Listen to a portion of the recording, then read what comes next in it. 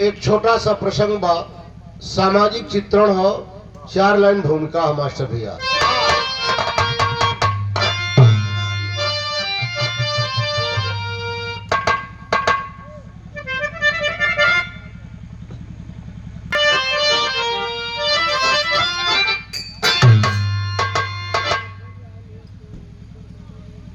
अगर सिंधु सरिता का अस्तित्व समझे, कभी सावनी का निरादर न होगा। यदि जज की कुर्सी पर निष्पक्ष जज हो, कभी भी किसी का अनादर न होगा। माली का दिल टूट जाता है उस दम, हंसे फूल उसकी अगर बेबसी पर। सदा एक मां मौत को मांगती है, अगर पुत्र खंजर चुभा दे खुशी पर।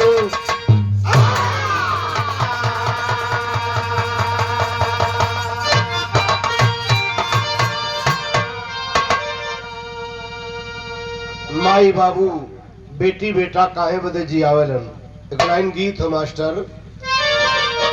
नहीं चाहिए, नहीं चाहिए दिल दुखाना किसी का।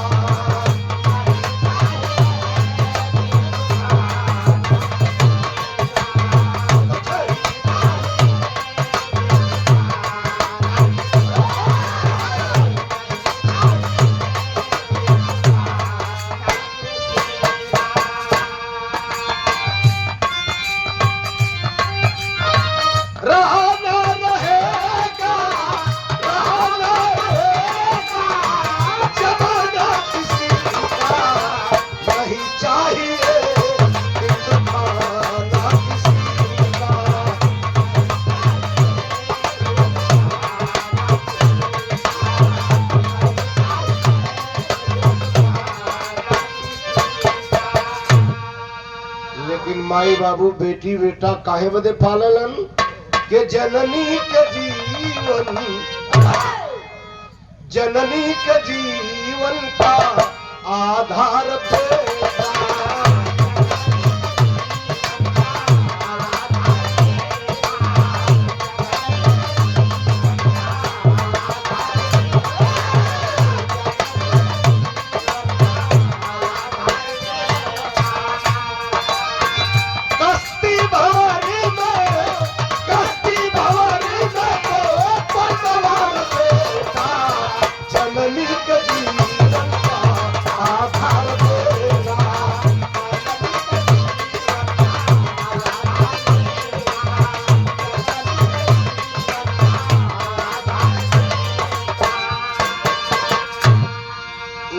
कहानी की शुरुआत है। नजम के लाइन हो मास्टर भैया।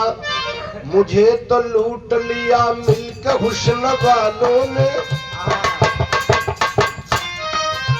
मुझे तो लूट लिया मिलकर हुस्न वालों ने, काले काले बालों ने, गोरे गोरे बालों ने।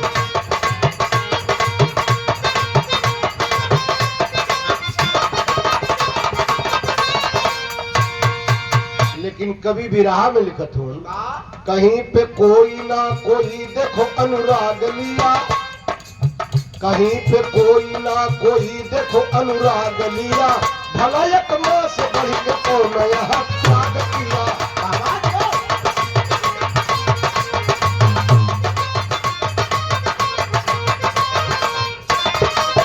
पुत्र की जिंदगी जब से श्री गणेश हुई, पुत्र की जिंदगी जब से श्री गणेश हुई, त्याग की भावना मां में कभी प्रवेश हुई।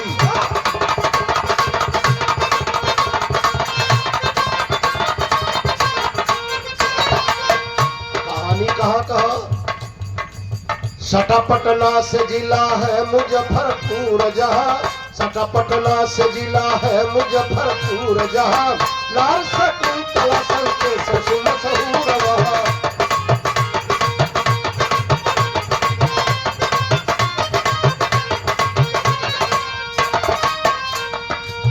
परिवार में और के हो पुत्र दीपक रमेश बहुओं से घर द्वार भरा, पुत्र दीपक रमेश बहुओं से घर द्वार भरा, कुंवारी बेटी शांति शांति से घर द्वार सजा।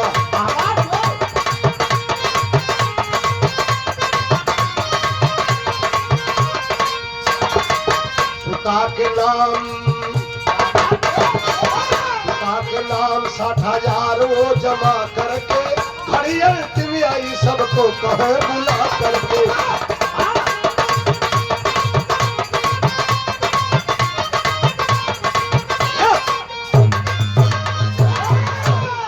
मुजफ्फरपुर बाबू केशव सिंह दुल्हन का नाम शकुंतला, 2 गो बेटवा दीपक रमेश, एक बिटिया शांति।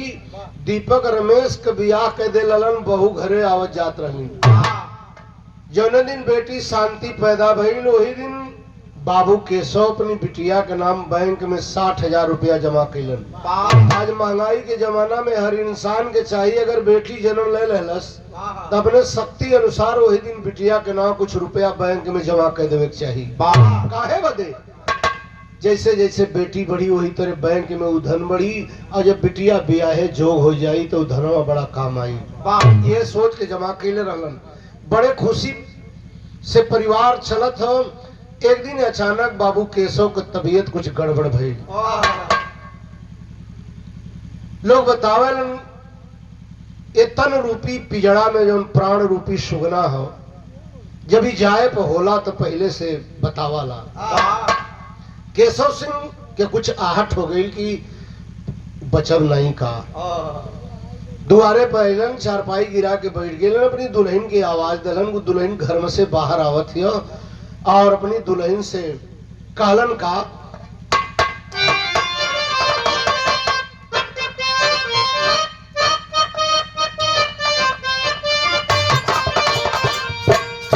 गीत के लाइन हो के सैया,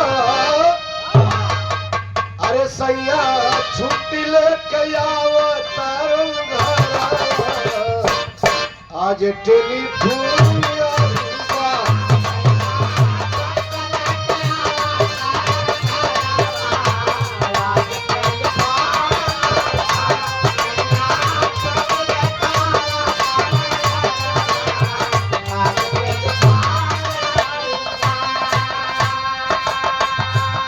दुल्हन शकुंतला के केशव बाबू बोलौलन अपनी दुल्हन से कालन की तनी दोनों लड़का दोनों पतो बिटिया शांति के बोला था। जैसे बकरी और दुल्हन मुड़ल है सोच रहा कि आखिर परिवार के कौन सदस्य कौन गलती भई, आज सबके बुलावत हो। जब सब लोग जुट गए ना हाथ जोड़ के केशव सिंह अपने लड़कन से कालन का बेटा सब कुछ जाता है छोड़ के, बेटा सब कुछ जाता है छोड़ के, हाथ जोड़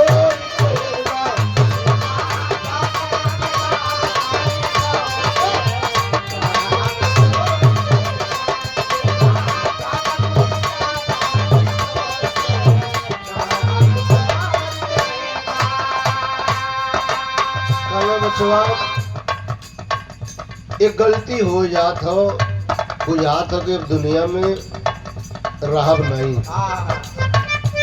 दुल्हन से कालन तनी दुल्हन एक लोटा पानी लिया, जब ले दुल्हन एक लोटा पानी आने बदे गई तो तबीयत और बिगड़े लगल। लेकिन लड़कन से बताए रहा उनका बाबा मेरा दिन कलाई में हमाल तो हमारी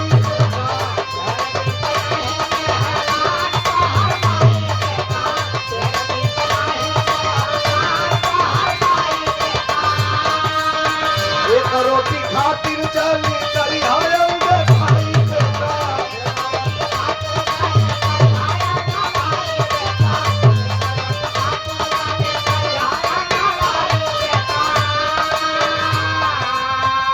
अगर हम दुनिया से चल भी गई बचवा तो हमारा ना रहले के बाद ही तो हरमाई ज्यादा दिल न जी।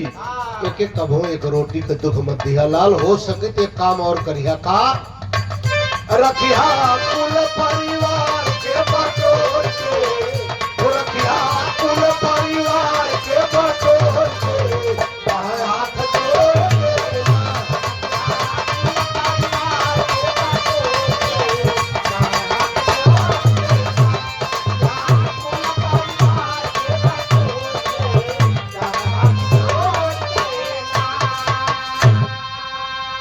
कहत कहत चारपाई पर लुढ़क गईलन, पिजड़ा सुन हो गई। जौन दुनिया का रीति रिवाज होकरे अनुसार बाबूजी के काम क्रिया कैलन। धीरे धीरे समय बीते लगल, बेटी शांति शयान हो गई, ब्याह जोग हो गई। तो दीपक रमेश के दुल्हन अपने अपने मर्दे से कहली, अरे पगलियों को ले जाके का तुम किनारे लगा देता, रुपया पैसा खोजे के ना बाबूजी ये करे नाव रुपया जमा कैले हो और लेके जा रुपया निकाल के लेवा, रुपया ज्यादा खर्चा कैले के भी जरूरत कोनो गरीब देख के ऐसा बियाह करा कि मांगे जाचे ना, खाली विदाई कह देवे को भैल भी हुआ। जात बिरादरी देख करके शादी खोजलन, ऐसा शादी खोजलन कि वो इतना गरीब लड़का रहा। पत्रिका में लिखल हो, बतावत हो पत्रिका कि वो लड़का रात में रिक्शा चला के दिनवा में पढ़ाई करत हल, कड़िया पर प्लास्टिक लगा के ओकरे नीचे सुतत रहल। बियाह तय कह दलन, कहलन कि देखा ज्यादा कुछ बवाल के लिए जरूरत ना हो, समझ ला बियाह हो गल, खाली विदाई कैला जरूरत हो। एक ऑटो लेके चलिए आप, विदाई हो जाई। भैल भी हुए जौन छोट मोट रस्म बियाहे के रहल पूरा कैले ना। जब बेटी दुल्हन बन के ऑटो में बैठल, माई से रोले, भाई से रोलस, भौजाई से रोलस, ऑटो में बैठ गई। तो दीपक रमेश के दुल्हन दीपक रमेश के बुला के कहली कि सुना, अब मेरी मर्जी के बियाह कह दे हुआ, वो जाथिन जाके समझा जा कि वो हरे रह जाइए, अब कभो लौट के नहीं हरे। दोनों भाई ऑटो के लगे गए, एक जने ये बोले, एक जने ये बोले, खड़ा भइलन। बहनिया सोचलस भाई हुवन, ममता मानत नहीं हो। गाड़ी से उतरल, आंचल से आस पोछत दोनों भाईन के पैर छुलस, कहलस कि भैया हो, अमीर घर बिहले होबा चाहे गरीब घर महल में बिहले होबा चाहे मड़ई में, तो उनके पगड़ी पे हम आँच न आवे देव। दोनों भाई कहलन बहनी वो तो ठीक हो, लेकिन सुन देख बाबूजी अब हुए ना, हमनों का लड़का छेर बड़ हो गई, खर्चा बढ़ गया हो, एक बार हमन तोर मर्जी के बियाह कह दे थिला। अब अरे ससुराल में जिंदगी ओरवाए दी है, लौट के कभो नैहरे आए। जब ये बात दोनों भाई से बहन सुनलस, माई से रोए के गाड़ी में बैठल लाल, फिर माई के लगे गई। अब माई के अखबार में धय के वो बिटिया रोए लगल, कालस की माई बहुत पहले तू हमसे दुनिया में पैदा भैलू, जब बिटियन के यह हाल हो तो एक काम काहे न कैलू।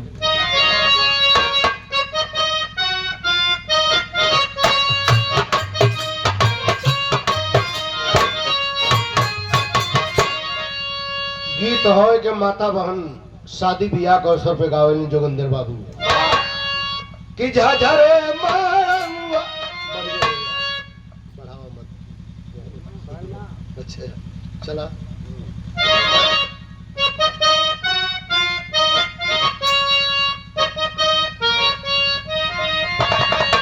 के झझरे मारंगा जली छा वही हाय बाबा हो, लागे सुरु जावत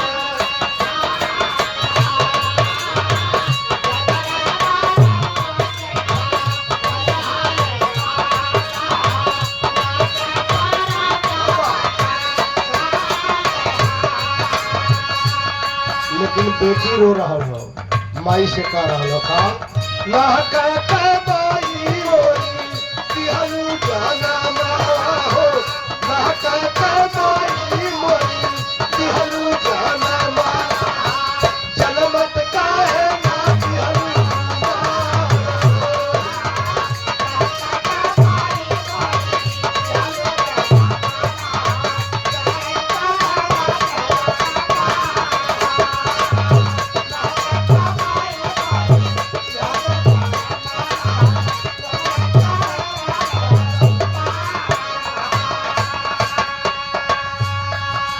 लेकिन अंततो गत्वा बिटिया पराया धन होली। रोलस माई से बिटिया कि माई जब इतना दुख बिटियन के हो तो जन्मते मुआ दिल हो, तू कोई जान न पौले हो। लेकिन भयल का बिटिया बेचारी पाराए धना हो, बिटिया बेचारी पाराए धना हो, चली गई अपनी ससुराल हो।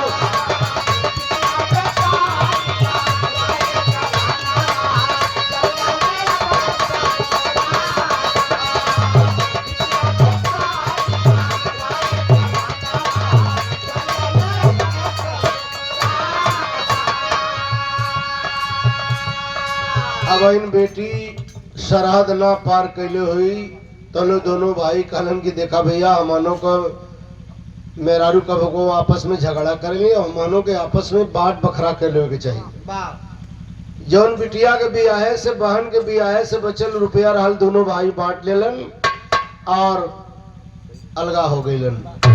लेकिन शकुंतला विधवा है, विधवा के हालत दुनिया में हो का मन तो भाई कभी लिखत हो कैसे कि जे कर हो सिंदूर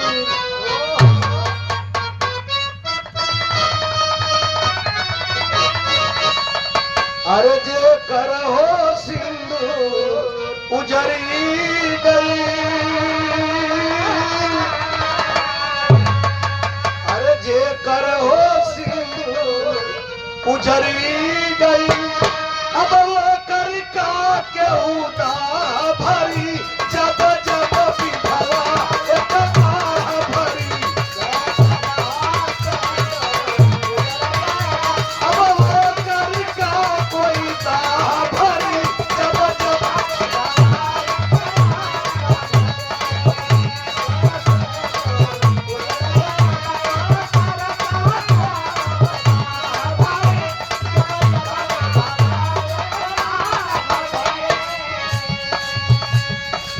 दोनों भाई अलगे तो जरूर हो गए लेकिन माई के हर खाई एकर बंटवारा ना भैल।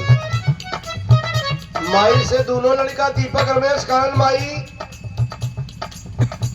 दोनों लड़का तोरे हुए दोनों पतो तोरे ही दिनवा भर में घूम के जहार मर्जी हो हर खाओ लेकिन यह तेरे कोई माई के बाली बाऊ खिया ना पाई।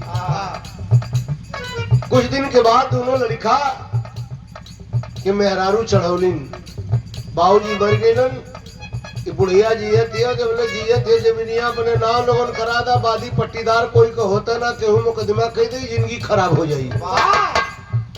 दोनों लड़का दीपक रमेश अपनी माई शकुंतला से कालन माई जमाना बड़ा खराब है माई कहले बचवा तो उनके जमाना सखा ले देवे के है। दोनों भाई राम लक्ष्मण नियर रहा जमाना के छोड़ा कालन तो ठीक है माई। अरे बाबूजी हुआ न माई बादी पट्टीदार कोई के ना होते अपने जियते जमीनिया हमने के नाव कह दे। माई सोचलस कि मरले के बाद वो लड़कने कहते जियते दहले में जात का हो। दोनों भाई बहकोलन माई के कैलन का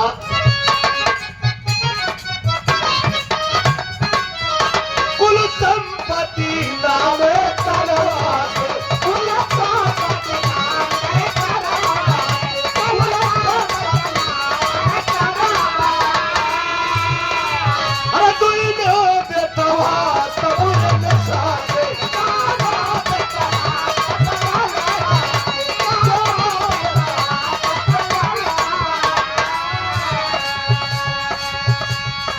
बैनामा ऑफिस में गईलन माई शकुंतला से लड़का दीपक रमेश जमीन अपने नाम कराए लगन। आज जब 2-1 महीना बीतल तब माई का हाल का हो गई। माई खैलस की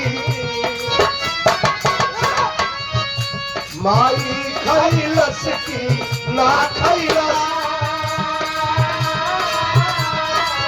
अरे माई खैलस की ना खैलस अब के वो कर परवाह करी जब जब विधवा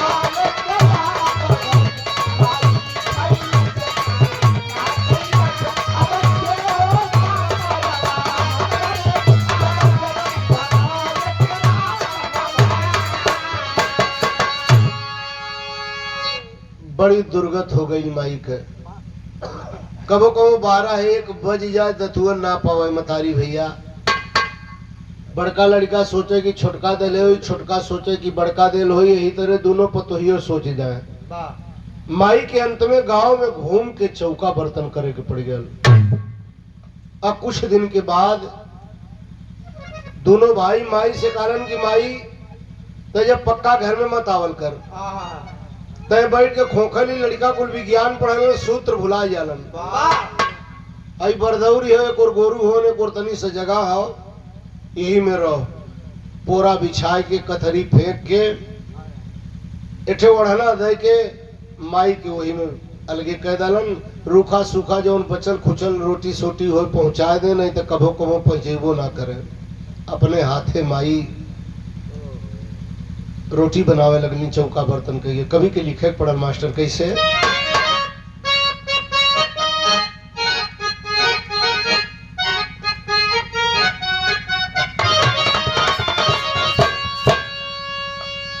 जहिया घर दौर पाटल तहिया पर पाटला, जहिया घर दौर पाटल तहिया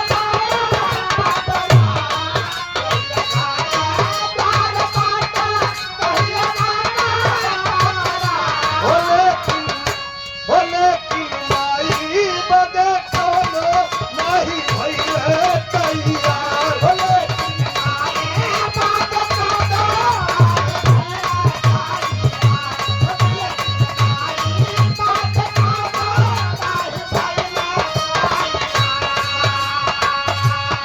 आज एक माई का विपत कवि अपने कलम से लिख रहा हो। आए रे जमाना तली हाई देखा भाई, एक रोटी खातिर मोहाल भई माई। आए रे जमाना तली हाई देखा भाई, एक रोटी खातिर मोहाल भई माई। आए रे जमाना तली हाई देखा भाई, एक रोटी खातिर मोहाल भई माई। तले तली कई के आपस में दूना भाई, एगो घर दे के जहावे लगाई। तले तली कई के आपस में दूना भाई, एगो घर दे के जहावे लगाई। तले तली कई के आपस में दूना भाई, एगो घर दे के जहावे लगाई। अपने हाथ रोटी सेके, अपने हाथ रोटी सेके, जकर दुई दुई गो बहुआ।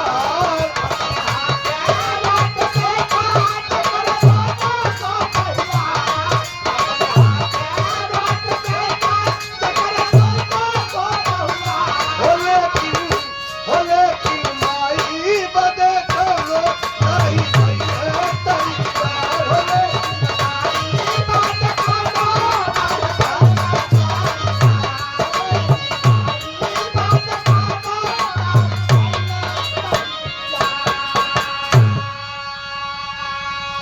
माई अपने हाथे से रोटी बनावत हियो, गांव में घूम के चौका बर्तन करत हियो।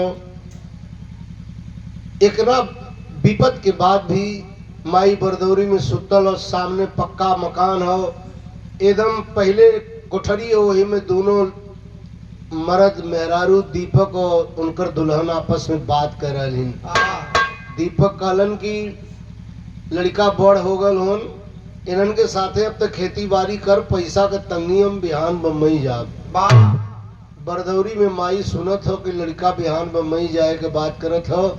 माई उठ के बैठ गई, ध्यान से बात सुनत हो, और जब जान गई कि लड़का बिहान बम्बई जाई तो माई सोचलस कि न कोनो गाय लगत है न कोनो भैंस लगत है। लोग कमाए जालन तो दही खा के जालन तो यात्रा शुभ होले, हमारे लड़का का खाए के जाई। अब सूर्य महाराज ना निकल तोले माई एक टूटा कटोरा लेके गांव में घूम के दही मांगे लगल। गांव वाले ने कहलन की बुढ़िया तो आदत खराब हो गई लियो, पहली बात तब चौका बर्तन कहल बंद कर, तोरे दूठ लड़का दूठ पतो कोठी कटरा जमीन जायदाद कुल हो, अब तो सवेरे सवेरे दही से खराई मिटावत ही।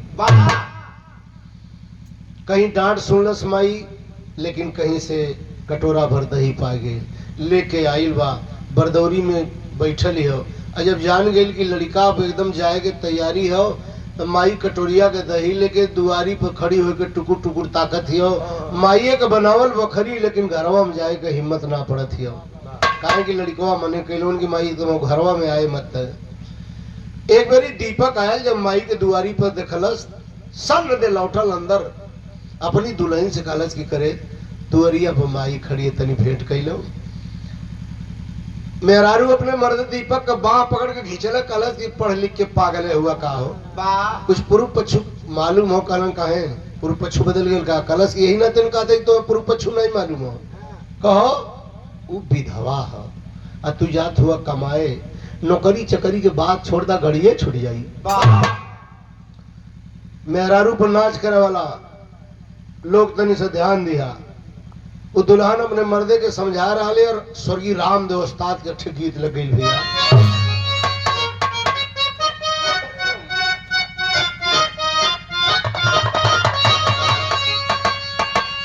कि कोरी कहा तरिया सासू दहिया रे जमावली,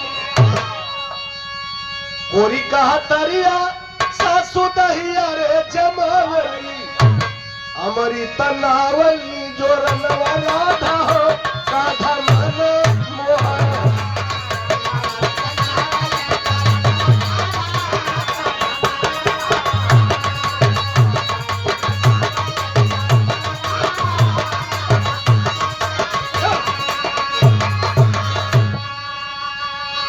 दुल्हनिया दीपक दीपक से का कहलस, कल विधवा कया के परल होला सगुनवा,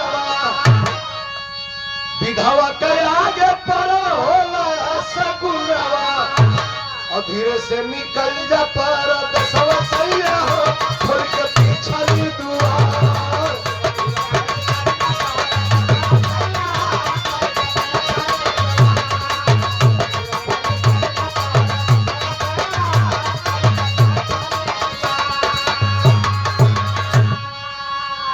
खबरदार अगर बुढ़िया से मेरे गईला वही जगह जहाँ खड़ी है वहीं पड़ल रह दाई, अटैची में कपड़ा रख डाली, भोजन रख डाली, खिड़की खोलत हिला सीधे जा। खिड़की खोल के ढकेल देलस, केवाड़ी बंद कर देलस। बड़ी बेल ने माई इंतजार कैलस। जब लड़का बाहरे ना आयल तब माई समझ गई कि बुझात हो कि खिड़किया से लड़कवा चल गया। आखिर हथवा कांप गया, कटोरिया छूट गई भैया। तो कभी के लिखे पड़ल, मानी के पड़ोसवा सदा ही महतरिया,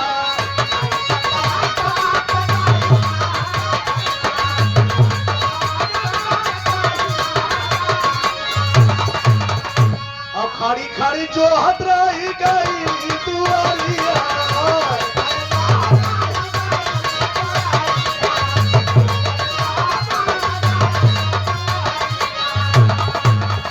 मारी के कलेजा में कटरिया पापी हो देखा हो गई फरार।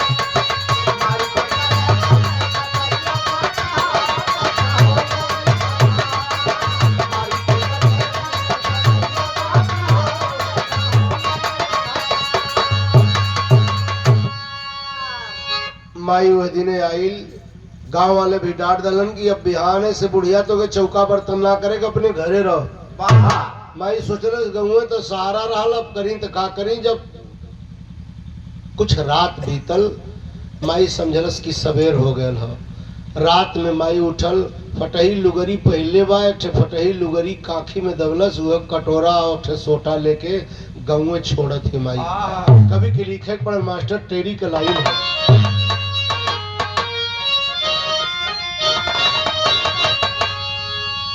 मगर हो बूझे वाला ना कोई, मगर हो बूझे वाला ना कोई, माई के छोले में हुरी अमृत भैया।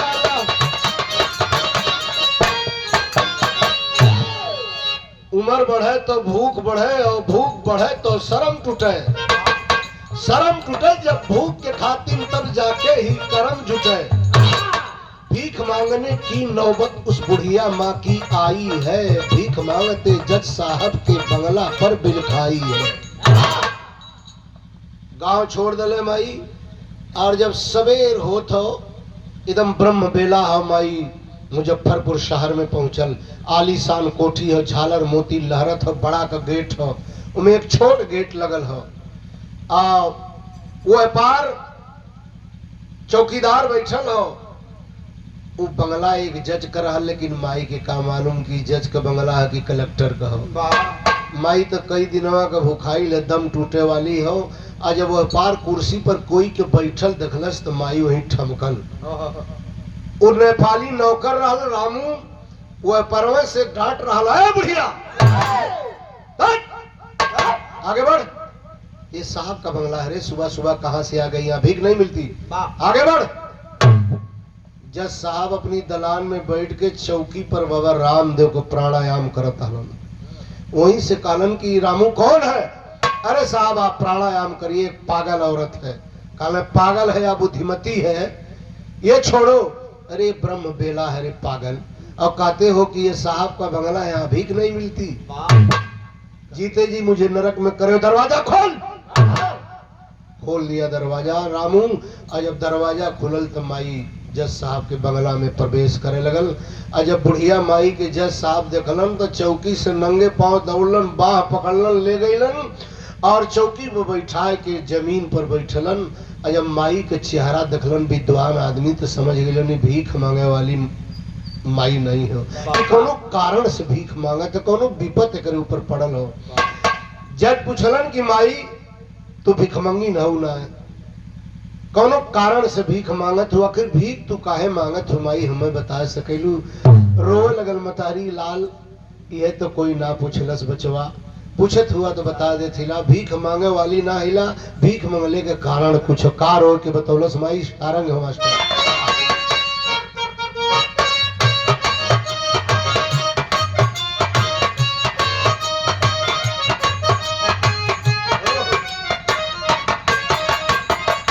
माई रो के जज से कहलस की बचवा हो, सुखवा का देइयो के सगरी दुनिया हो, सगरी दुनिया हो, लिखल विधाता जे के दुख हो।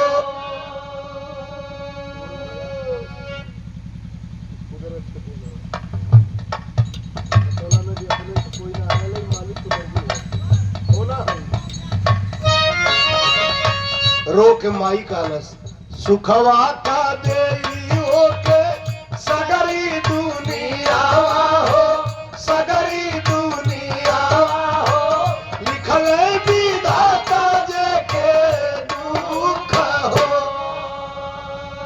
वह फारी दिहल बुढ़ाई में करे जावा, बुढ़ाई में करे जावा हो, जे रहल करे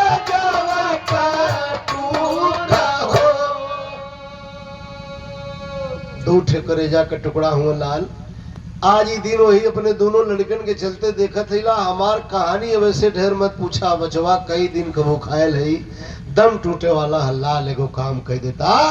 घरवा में बचल होई गरबासी रोटिया हो, गरजूठी रोटिया हो, दे देता मिठाई ले भूख हो।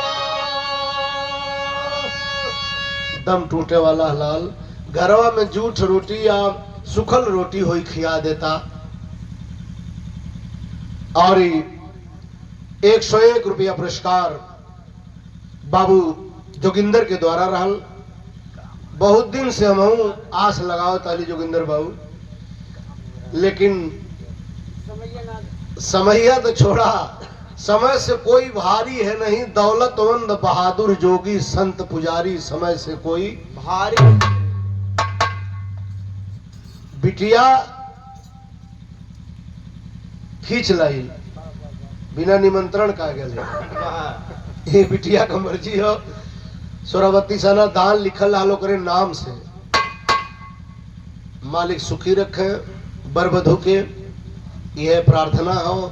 और जोगिंदर बाबू बहुत बहुत आशीर्वाद है। सब भाई के नमस्कार प्रणाम हो।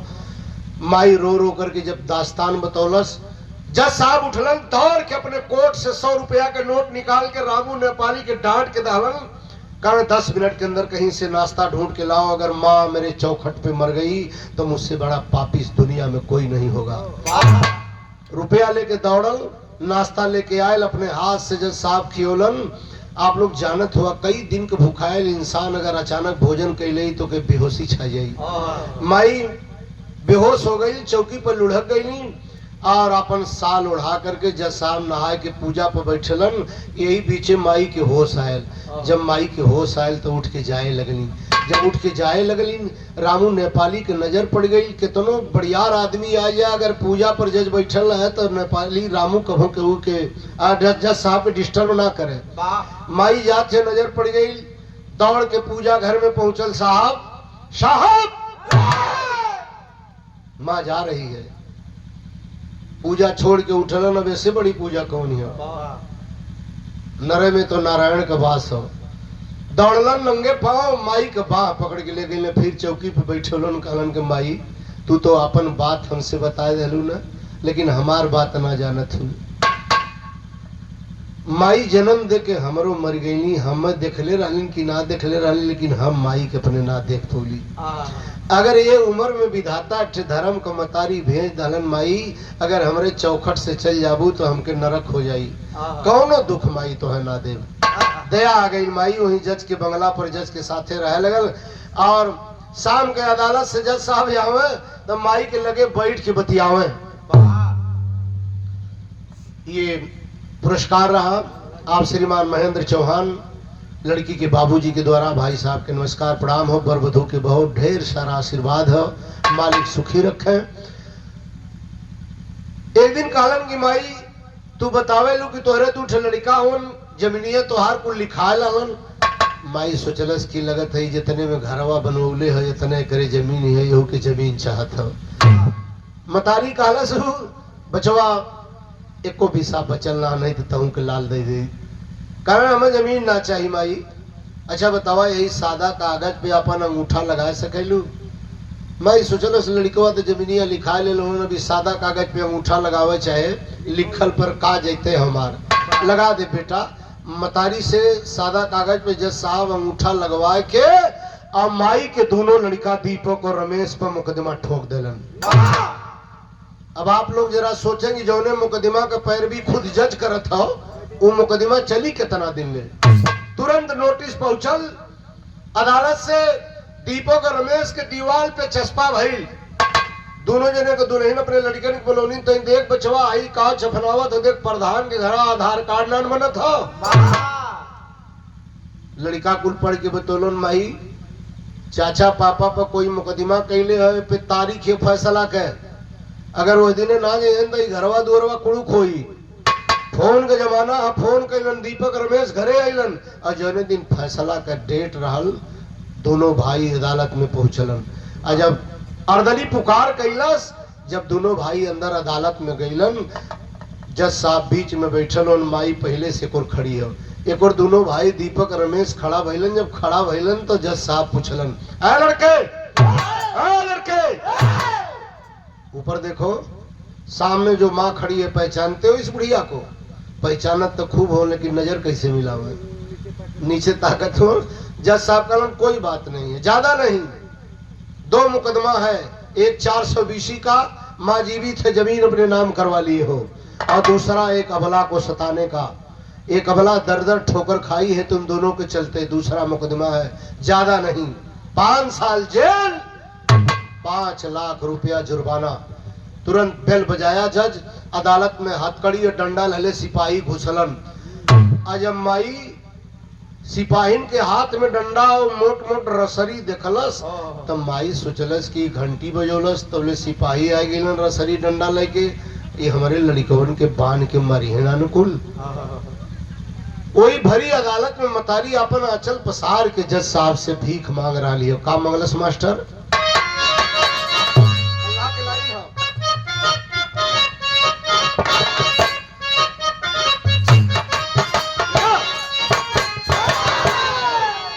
अरे जज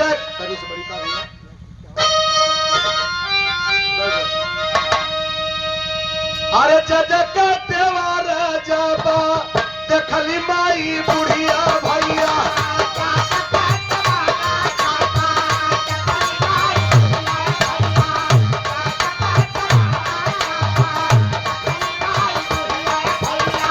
कह जज साहब से हो या चरप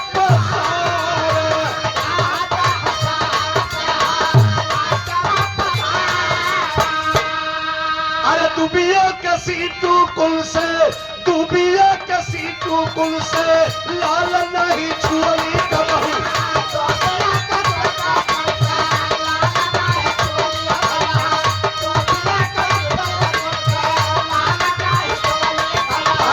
कैसे ही सिपाही दी है हमारे अगवई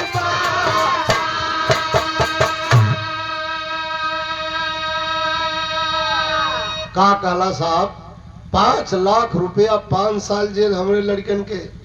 इनन का घर द्वार खेत बाड़ी बिक जाई, इनन का मेहरी लड़का खैले बिना मर जाइए साहब। आंचल पसार के मतारी भीख मांगे लगल। बचवा ये का लिख डाला, आई सिपाही लोन के काहे बोलोले वालों के बाहरे करा, बाहरे कर दे लोन के। जज साहब सोचलन कि कहीं माई के हार्ट न हो जाए, डांट के सिपाही के बाहरे भेज डालन। और मतारी कहलस कि बचवा अपनी जिंदगी में कबो अपने दोनों लड़कन के दूबी के सिटकुन से ना मर ली।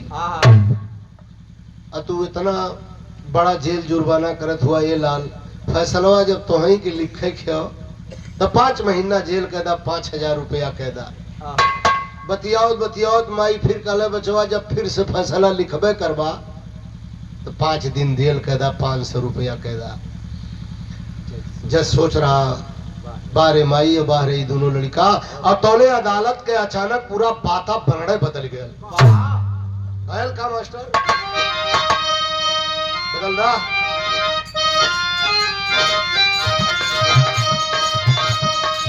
तले अदालत में एक गरजल भवनिया,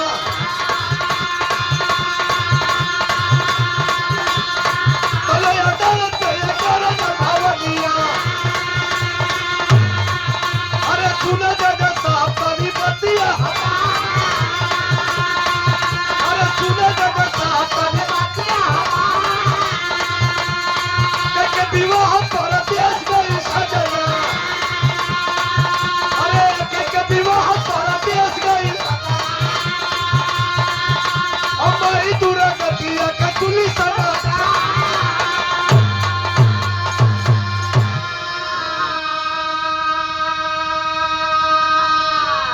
वह बिटिया शांति जौने के काले रहलन की अपने ससुराल में मर जाए लेकिन कभो लौट के नैहरे मत आए। वो लड़का पढ़ लिख के जय हो गया। एक दिन हिम्मत बांध के रात में सुते बिटिया जब माई के याद आवे कलेजा फट जाए। एक दिन हिम्मत बांध के अपने पति जेई से वो बिटिया शांति कहनी साहब भाई तो मने कहले हुवन चलता गौवा के बाहरवा माई के बुला के एक बार भेंट कर ली।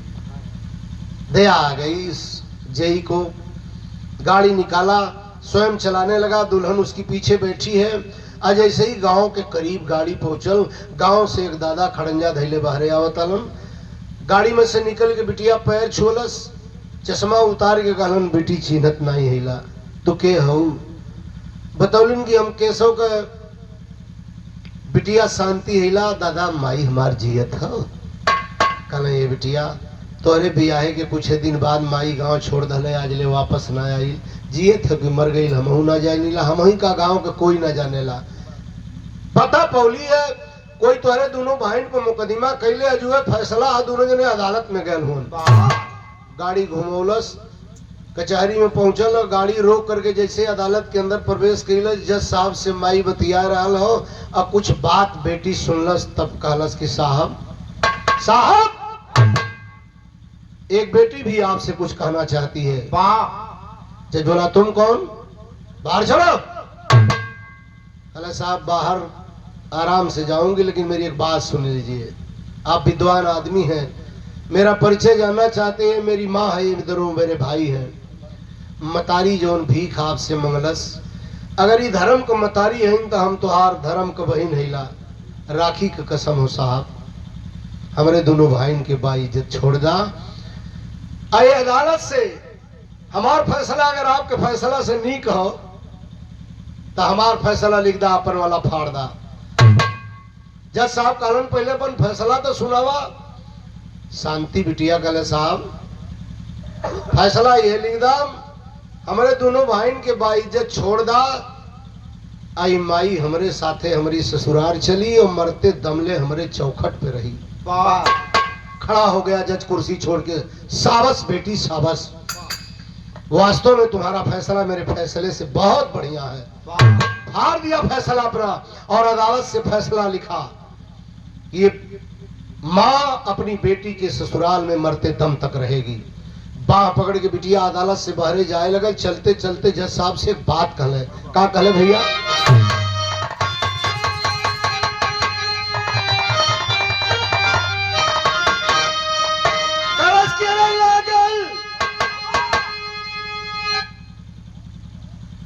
₹100 पुरस्कार छोटे भाई नाम राशि जी के द्वारा, मालिक सुखी रखे। और ये पुरस्कार रहा पूरा नमो का भी त्रिलोकीनाथ। जब आप त्रिलोकीनाथ हुआ तो हम आशीर्वाद आपके दई ना सकीला, आशीर्वाद लेने की जरूरत हो त्रिलोकीनाथ से भैया ना। हाँ हम नाथ है, बात तो और सही है। मालिक सुखी रखे त्रिलोकी बाबू।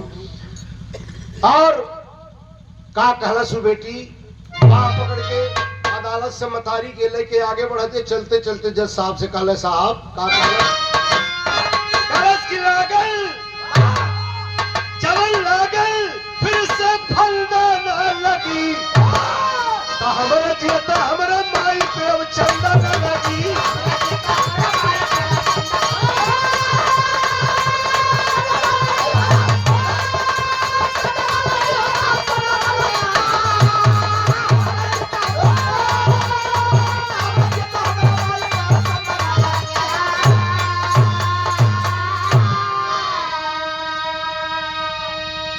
बिटिया जी थे साहब मतारी चंदा पर जी पा पकड़ के ले गई, गाड़ी में बैठौलस, गाड़ी आगे बढ़े गल, दोनों भाई पीछे पीछे दौड़त हुन। और तब वो माई का मनवा ना माना था, गड़िया में से घूम के दोनों लड़कों को ताकत है, लेकिन फिल्मी अंदाज में गाड़ी बड़ी दूर चल गई। कभी कभी खेत पड़ल बेटवन पे फेर के नजरिया और बेटी साथे चल गई बुढ़िया पे हथरिया।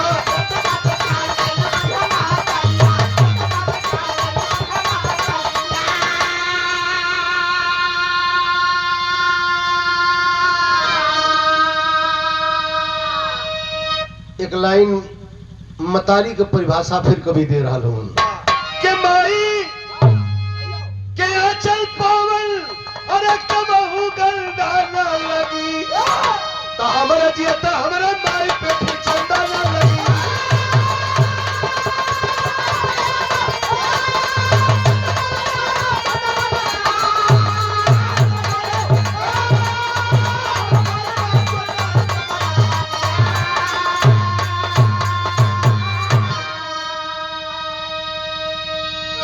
गुरु बिहारी गुरु गणेश का है दारुण रही कहानी, राम लाल गुरु रामदेव या खोशे आता।